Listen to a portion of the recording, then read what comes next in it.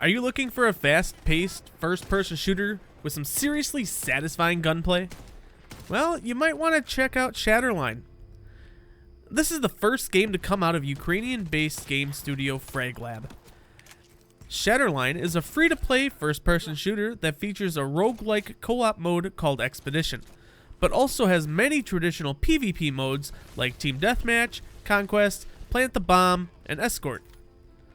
The game is set in a post-apocalyptic world where an alien threat has arrived on Earth, transforming most of its inhabitants into crystalline-infected monsters. Now note, for the remainder of this review, I am playing on the early access build just days after its release.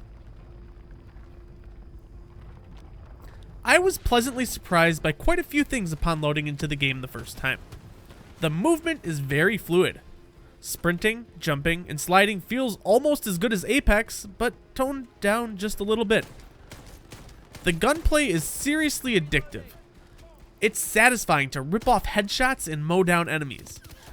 You could draw similarities to games like Valorant, CSGO, etc., but the movement and gameplay really set this game apart from them. There are 8 different operatives for you to choose from, of which have different abilities for you to master. You'll also be able to adjust the cosmetics for each character as well. In addition to the characters, there are 5 tiers of weapons you can unlock, all with their own attachments and cosmetics to unlock as well. For an early access build, the performance was great. I was running locked at 144 frames per second at max visual settings on a 12700K and a 3080. But lesser rigs should have no issues running this game on higher settings. The maps are developed with thought and care, creating different nooks and crannies for you to gain tactical advantages, and there are items within the maps that you can kick around to give you additional cover or to kill your enemies with.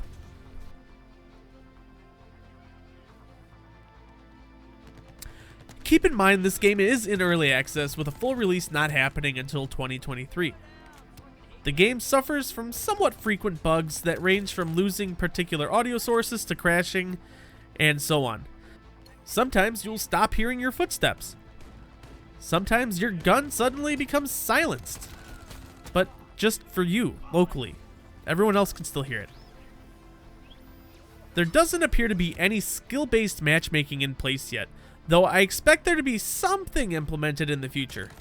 It's also my opinion that the time to kill is just a bit too fast for a hero shooter game.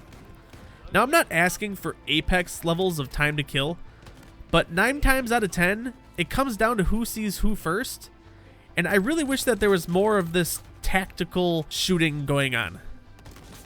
As an early access, the game only has a handful of maps total, so frequent players can be burned out quickly by playing the same maps over and over again. I also feel that the characters don't have too much personality to them. Yes, you'll hear them making quips throughout the game, but none of the characters really shine with their personalities or even like their character designs.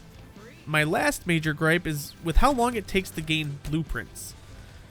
Now, these are what you use to get cosmetic loot boxes through their crafting system. Now, at the time of writing this, it's currently 450 blueprints to unlock a pack. And it can take 45 minutes just to get 12 blueprints by doing an expedition. That's if you're able to make it all the way through, of course. But of course, the devs have commented on this actually just today when I'm writing this, and will soon be making a change to make crafting cheaper.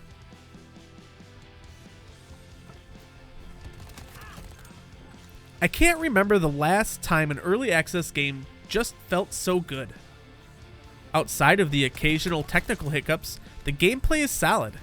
I adore the gunplay, even if I think the time to kill could be a little bit higher. I expect most of my issues with the game so far to be ironed out in the next 6 months before it's released, which I have to admit, I'm impressed with what this small studio, which by the way is located in Ukraine, in the midst of a real-life war, is able to work through and push out. So for this Papa Plays review, I'm rating the early access version of Shatterline an 8.2 out of 10, and I definitely recommend you give it a try. It's a free-to-play game with a lot of upside potential.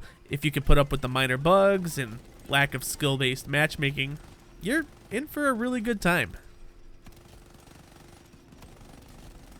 And if you like this quick Papa Plays review, please hit that like button, subscribe, and ring ding that notification bell, and there will be more. I appreciate all of your support, and until next time, I'll talk to you later.